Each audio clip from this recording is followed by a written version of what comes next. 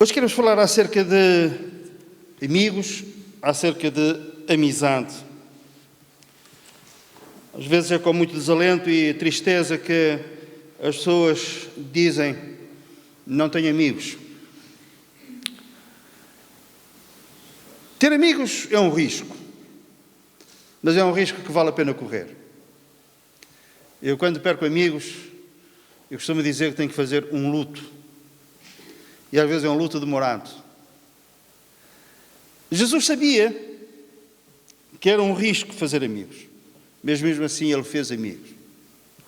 Mesmo sabendo que aquela profecia em que se pode aplicar a ele diz, melhor, alguém lhe vai perguntar um dia: que feridas são essas nas tuas mãos?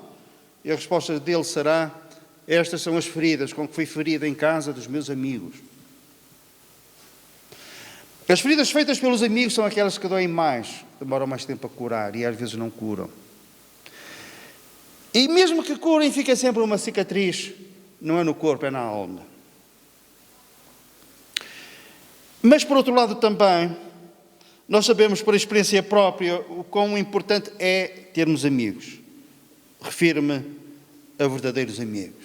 Isto é uma necessidade humana. Em 1936, houve um escritor chamado Dale Carnegie que publicou um livro.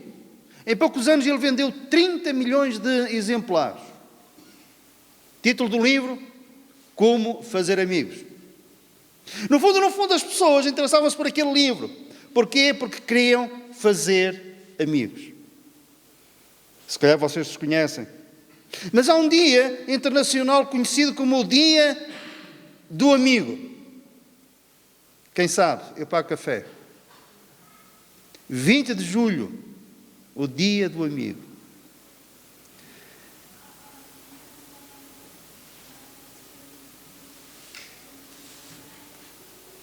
Este assunto, devido à sua importância, é muito falado na Palavra de Deus.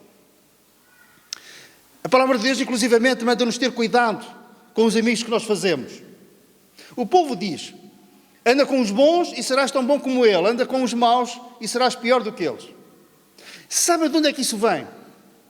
Vem de um versículo bíblico que diz assim: quem anda com os sábios será sábio, mas o companheiro dos tolos se tornará mau. Reparem, não era mau, mas juntou-se com os tolos e não era, mas tornou-se mau. Daí o povo dizer: ficas pior do que eles.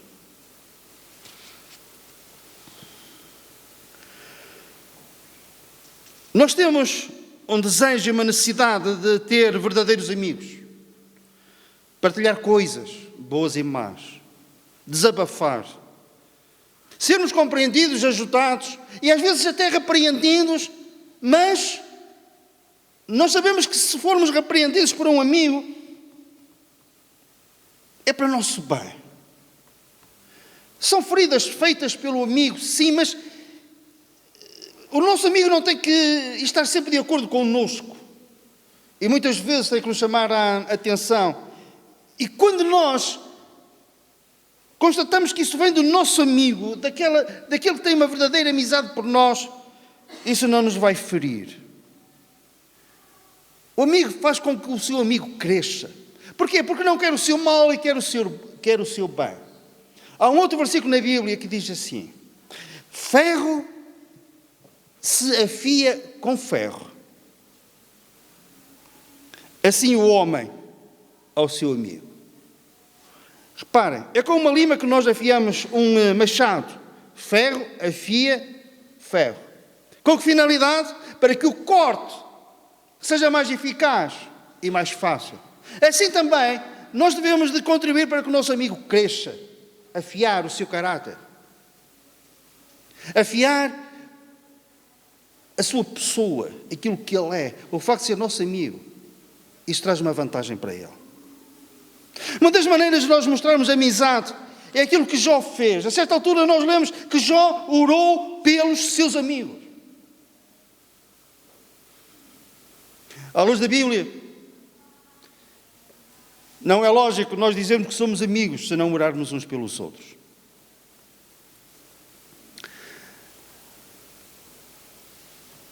às vezes as pessoas orgulham-se de terem amigos especiais. Figuras públicas, no campo do desporto, no campo da política. E alguém fala acerca dessa pessoa numa conversa banal e a pessoa diz: é meu amigo. Já foi jantar à casa dele. Trocamos mensagens, às vezes telefonamos. Mas eu quero levar isto para um outro lado e dizer que o maior privilégio de todos é ter Deus como nosso amigo. E a questão é: isso é possível? Está acessível a todos? Eu digo sim e não. Melhor, eu digo não e sim. Ter Deus como amigo. Em primeiro lugar, eu digo não.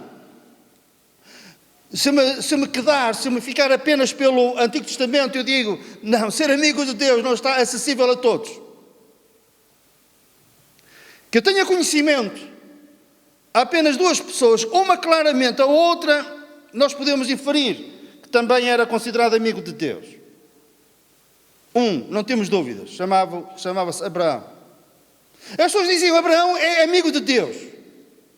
Mas um dia Deus, o próprio Senhor, diz: Abraão, o meu amigo. Não lemos que o Senhor tenha dito isto acerca de mais alguém. Portanto, não é acessível a todos. Tendo em conta o conteúdo do Antigo Testamento. Depois há um outro, Moisés. Nós lemos que Deus falava com ele como um amigo. Falava como um amigo. Mas não diz claramente que era amigo. Mas acerca de Abraão, nós não temos a menor dúvida. Abraão, o meu amigo. Mas Jesus muda o paradigma. Ele foi acusado injustamente de muitas coisas, como nós sabemos. Mas uma das acusações que lhe fizeram, esta era verdadeira, era legítima. Eles poderiam acusá-lo disso porque era verdade. Os seus inimigos, a certa altura, disseram: ele é amigo de publicanos e pecadores. Amém. É verdade. Então, se ele era amigo de publicanos e pecadores, então, hoje, ter Jesus como amigo é algo acessível a todos. Ele abriu para nós as portas do céu, da salvação, do perdão, da esperança, mas abriu também para nós a porta da amizade com Deus. Amizade com Deus. Agora em Cristo e por causa do Senhor Jesus Cristo, é possível a todos nos tornarmos amigos de Deus. Não sermos um caso único, citado nas primeiras páginas da palavra de Deus.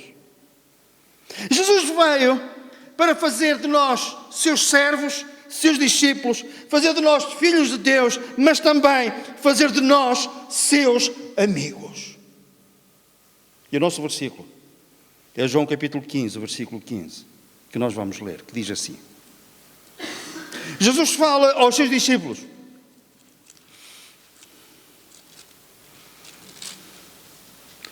e diz, João 15, 15: já não vos chamo servos, porque o servo não sabe o que faz o seu Senhor, mas tenho-vos chamado amigos, Então, no fundo, o principal objetivo do Senhor Jesus foi salvar a nossa alma, sim, sem dúvida. Foi nos dar a certeza de pecados perdoados, sem dúvida. Nós voluntariamente sermos seus servos, amém. Mas ele veio também com este objetivo, de tornar possível uma amizade com Deus, sermos amigos de Deus. E podemos nos vangloriar em Cristo dizendo que há um amigo mais chegado do que um irmão. Eu estou a citar a palavra de Deus. E esse amigo é o Senhor Jesus, do qual eu e cada um de vós pode se tornar amigo.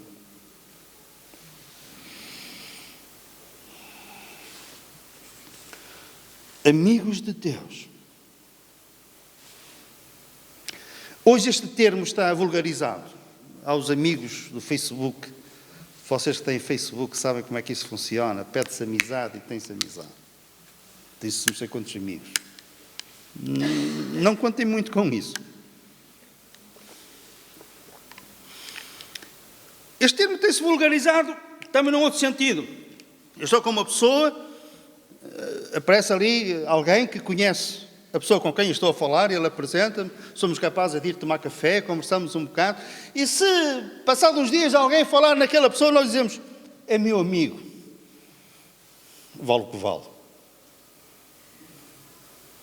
Quando Jesus aqui diz aos seus discípulos, eu tenho-vos chamado amigos, ele usa um termo que é arrasador, que não é, não, portanto arrasador dá-nos a ideia de que é algo negativo, não, é algo excepcional. Quando ele diz, eu tenho-vos chamado amigos, ele usa um termo que se refere, sabem a quem? Aos amigos íntimos da corte de um rei. São amigos especiais, são amigos muito particulares, são amigos que estão perto do rei. E ele diz aos seus discípulos, eu agora já não vos trato como servos, trato-vos como amigos, mas amigos de coração, amigos de peito. É o círculo mais próximo do rei.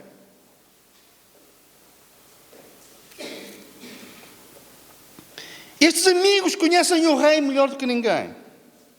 Melhor que os outros, convivem com o rei. E o rei dá-lhes responsabilidades que não dá aos outros. E é esta espécie de amizade que é possível nós hoje termos com Deus. Termos com o Senhor Jesus.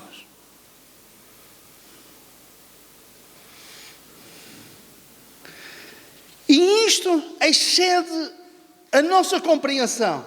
É como que voltar ao princípio. Nós não lemos que o Senhor era amigo de Adão e Eva antes deles pecarem. Mas havia ali um tratamento de amizade, sem dúvida. Então, porque é que nós dizemos isto? No final do dia, o Senhor ia ter com Adão e com a Eva, caminhavam naquele jardim, conversavam, estavam juntos. Isto é amizade. E não havia nada que se interpusesse nesta amizade, que quebrasse esta amizade, a não ser quando o Senhor repetidamente olhava para a árvore do conhecimento do bem e do mal que estava lá no meio daquele jardim e dizia para os nossos primeiros pais, daquela árvore vós não podeis comer. Porque no dia que comeres do fruto daquela árvore, certamente morrereis. Mas o Senhor podia ter acrescentado, e se vós fizerdes isto, isso porá fim à nossa amizade. Por isso é que depois do pecado ter entrado, Adão e Eva escondem-se, têm vergonha, têm medo de Deus, e nós não temos medo, nem temos vergonha dos nossos amigos, certo?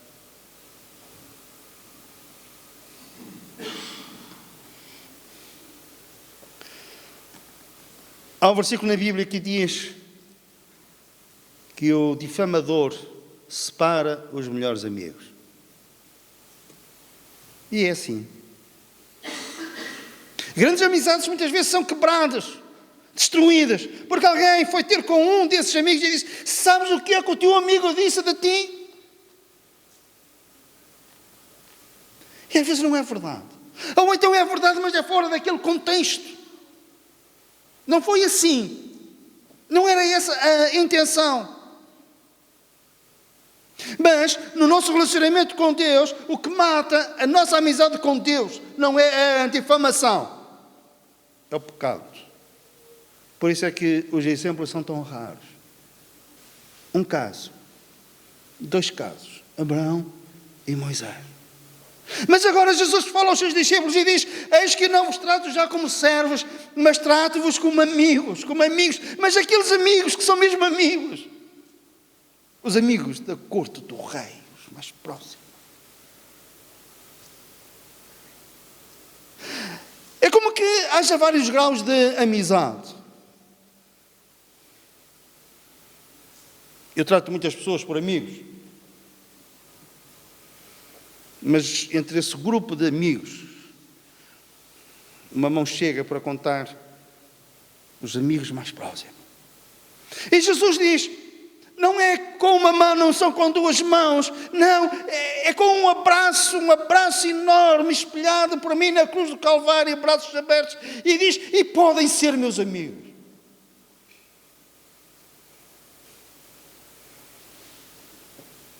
da corte do rei.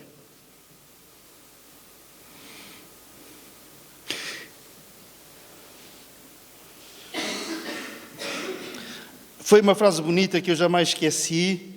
Um líder político que já partiu para a eternidade. Um dia, um jornalista faz-lhe uma pergunta. E fala acerca de militantes desse partido político e diz: alguns deles são especiais. E aquele líder político, que era muito inteligente, educado, polido, ele disse: por definição, todos os militantes do meu partido, citando o nome,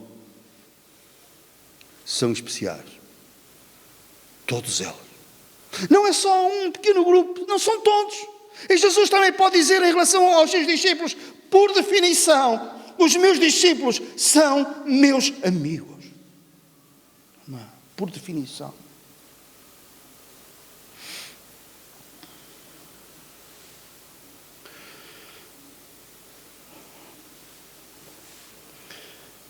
O nosso maior privilégio é ter Jesus como nosso amigo.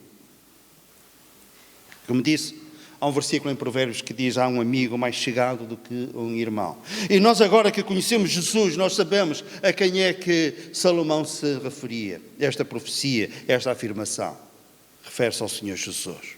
A questão é: Jesus é confiável. Podemos escolhê-lo para ser o nosso maior amigo. Não há risco.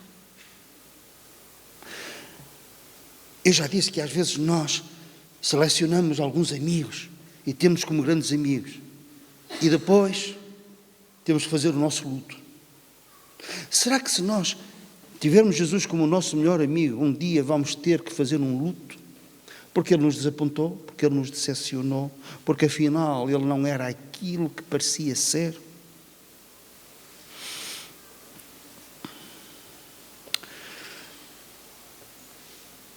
Jesus prova de que é um amigo de confiança. Ele diz, no mesmo capítulo de João, capítulo 15, agora no versículo 13, ele diz assim: não há maior amor do que este, de dar a alguém a própria vida em favor dos seus amigos. Nós temos amigos, verdadeiros amigos. Mas se nós tivéssemos que escolher entre a nossa vida e a vida do nosso amigo, nós não hesitaríamos? Ou equacionávamos se iríamos fazê-lo ou não? Mas é nosso amigo.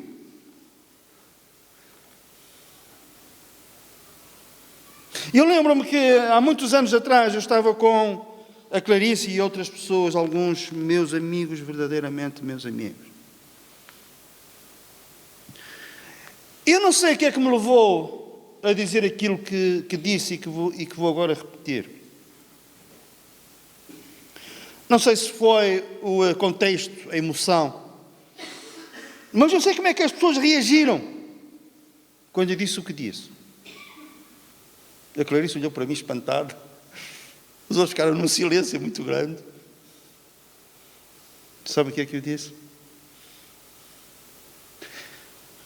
A um desses meus amigos: se for necessário, eu dou a minha vida por ti.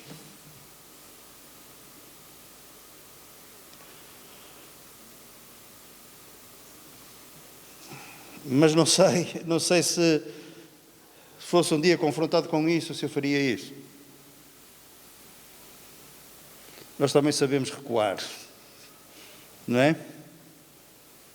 Mas Jesus não recua. Ele vai até ao fim. E quando Ele está crucificado, se alguém lhe perguntasse porque é que estás aí, Ele também poderia dizer: eu estou aqui por causa dos vossos pecados. Eu estou aqui por causa da vossa necessidade. Mas eu estou aqui também por causa dos meus amigos. Estou aqui por causa dos meus amigos. Não há maior amor do que este, de dar a alguém a própria vida em favor dos amigos. 2 exemplos muito práticos. Judas. Jesus está no Getsemane, no jardim. A certa altura ele está em agonia, ele ora ao Pai. Passado algumas horas ele iria estar crucificado. Isto era de noite. E na manhã do dia seguinte, às 9 horas da manhã, Jesus estava no monte do Calvário a ser crucificado. E vem Judas. Judas vem à frente daquela multidão. A multidão fica parada e Judas dirige-se a Jesus para o identificar. O beijo da traição. E Jesus diz-lhe: amigo, a que vieste? Amigo. Porque a Bíblia diz: e tendo amado os seus que estavam no mundo, ele amou-os até ao fim. Eu consigo imaginar Jesus a pôr a mão em cima do ombro de Judas, a olhar fixamente nos olhos e dizer: amigo, a que vieste? É com um beijo que traz o Filho do Homem. Amigo.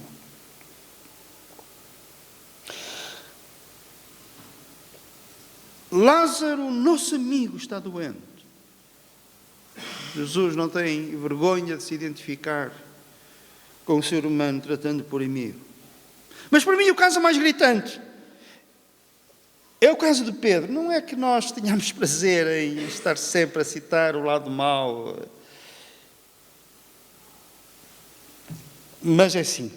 Nós sabemos que Pedro negou o Senhor 3 vezes. Mas o que mais me impressiona não é somente isso, é o modo como ele o fez. Impressiona-me mais o modo como Pedro negou Jesus do que propriamente a negação em si. Se calhar outros pensam de um modo diferente, e eu respeito isso. Mas a Bíblia, se nós juntarmos as várias passagens que estão nos Evangelhos, nós lemos que Pedro fê-lo de uma forma muito má. Ele praguejou, dizendo: eu não conheço esse homem. Ele blasfemou. Foi o modo como ele fez. E depois, passado uns dias, Jesus ressuscitado fala com Pedro. Ponham-se no lugar de Pedro. O que é que vocês pensariam? Vai ser bonito. E agora? Como é que eu vou olhar nos olhos? Como é que eu vou enfrentá-lo? O que ele me vai dizer? E Jesus aproxima-se dele, fala com ele e pergunta-lhe 3 vezes: Pedro, amas-me? Ele tinha negado 3 vezes, lembram-se? E Jesus pergunta 3 vezes: amas-me?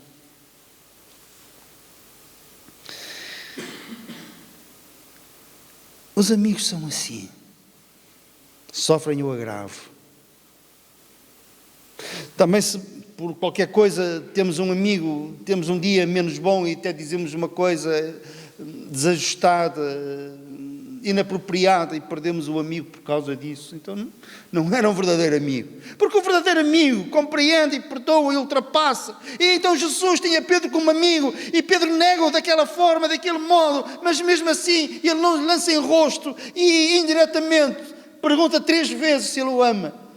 E Pedro dizendo que sim, cabeça baixa, envergonhado com certeza, mas a certa altura diz: Senhor, tu sabes tudo, sabes que eu te amo. E o Senhor incumbe de uma missão nobre: apacenta o meu rebanho.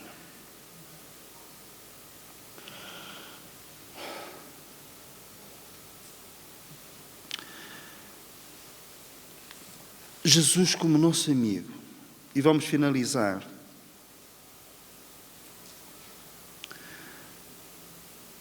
Há cerca de 3 coisas, muito rapidamente, que nós podemos fazer para criar uma amizade com o Senhor Jesus. Coisas objetivas, práticas. 3 pontos, só. A passagem de Êxodo, que não vamos ler, que eu já citei, que diz que Deus falava com Moisés como um amigo fala com o seu amigo. É uma passagem que, durante todos estes anos, me passou despercebida. E hoje estive a ver melhor a passagem e descobri uma coisa que eu nunca tinha visto.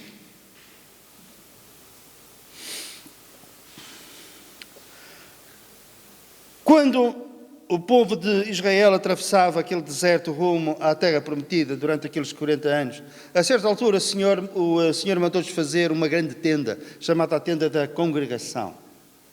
Era um local de culto, de reunião, um lugar de adoração, onde aquele povo oferecia sacrifícios a Deus, os cordeiros, etc. Era uma tenda enorme e ficava armada no centro do acampamento. Eles mudavam-se para uma outra cidade, percorriam mais alguns quilómetros e eles desarmavam aquela tenda e tornavam a montar no sítio onde eles acampavam, mas sempre no meio do acampamento, do arraial. Mas antes de haver esta tenda, nós lemos que Moisés tinha uma tenda que ele próprio armava. Era uma coisa dele. E até para distinguir da outra tenda grande que mais tarde foi montada por ordens do próprio Senhor, nós vemos que ele montava essa tenda fora do acampamento. E ele refugiava-se ali naquela tenda. Era ele próprio que armava aquela tenda. E naquela altura ele tinha mais de 80 anos. Ele não pedia a ninguém. Era a sua tenda. Era a sua responsabilidade. Ele é que tratava daquela tenda. E era ali naquela tenda que ele falava com Deus. E Deus falava com ele como se de um amigo se tratasse. Primeiro ponto. Temos necessidade de ter um tempo diário à parte na nossa tenda para falarmos com Deus. Eu ainda sou do tempo. Naquela altura era raro, mas havia famílias que faziam aquilo que nós chamávamos o culto doméstico. O que era o culto doméstico? Era a família reunia-se à hora mais apropriada e faziam uma pequena meditação. A família, os filhos, os pais. Eu conheci um homem chamado Viriato Sobral que fez sempre isso. E quando tinha visitas, e muitas vezes ele tinha visitas, e depois do pequeno almoço, as coisas ainda estavam na mesa, e ele dizia às visitas: nós costumamos orar ao Senhor e ler a sua palavra. Se quiser ficar connosco, fica. Se não quiser, pode-se ausentar. Uns ficavam, a maior parte ficava. Eu fiquei algumas vezes. E ali ia uma pequena meditação. E depois ajoelhavam-se todos e oravam. Uma oração curta cada um. E eu ajoelhei-me também muitas vezes ali.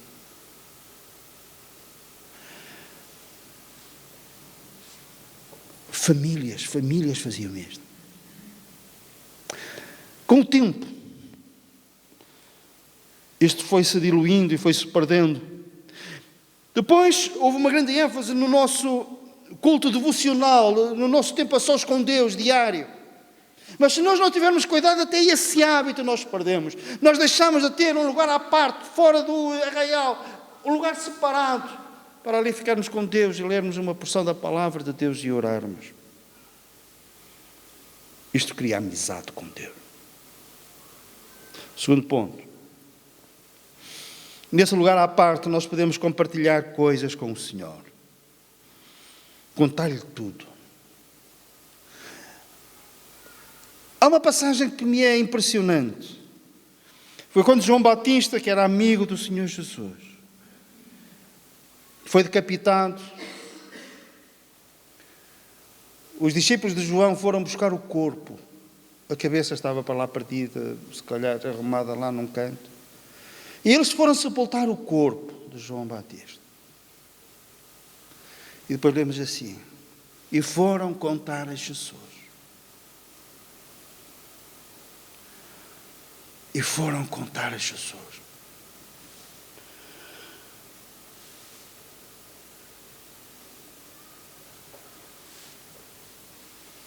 cansados, sobrecarregados, sem paz, oprimidos.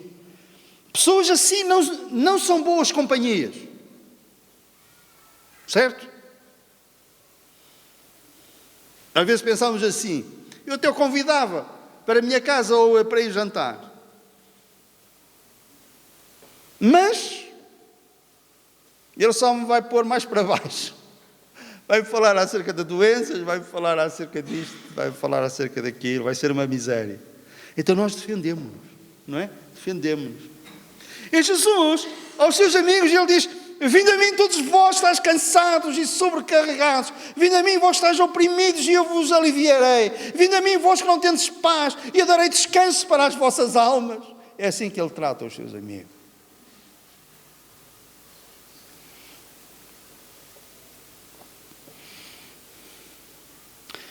Quando nós contamos as nossas alegrias, mesmo aos nossos amigos, corremos um risco. A natureza humana é terrível. Sabem qual é o risco? É ele não ficar contente com as nossas alegrias. Lá no fundo, nós podemos pensar, mas o meu filho não acabou o curso que o filho da minha amiga ou do meu amigo vai agora celebrar. A ele correu-lhe bem, mas a mim as coisas correm mal. E a alegria dele não é a nossa alegria. As tristezas. A nossa natureza humana às vezes entristece com as alegrias do outro e alegra-se com as tristezas do outro, se nós não tivermos cuidado. E no fundo nós pensamos, pois é, mas tu também merecias. Nós não dizemos, nós não queremos pensar, mas nós pensamos. E Jesus? Não. Ele é digno de ser o nosso melhor amigo, porque Ele alegra-se com a nossa alegria. E as nossas tristezas são as tristezas dEle. As tristezas e as perseguições de que a igreja foi vítima. Jesus disse a Saulo de Tarso: Saulo, Saulo, por que me persegues? Porque ao perseguir os seus amigos, era como se estivesse a perseguir a Ele. Portanto, Ele é digno de confiança para ser o nosso amigo mais chegado do que um irmão. E finalmente o terceiro ponto.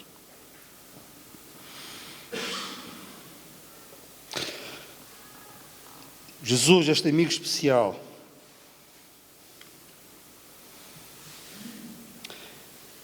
ele requer da nossa parte obediência para o nosso próprio bem.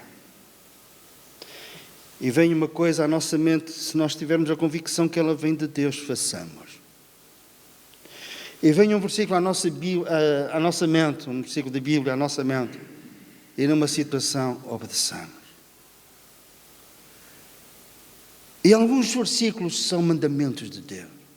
Obedeçamos. Porque Jesus disse: vós sois meus amigos,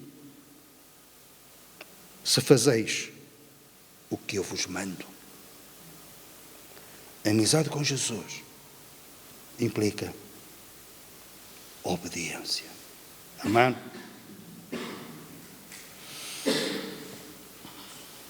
O Senhor permita que a cada um de nós o Senhor diga: já não vos chamo de servo, mas de amigo. Amém?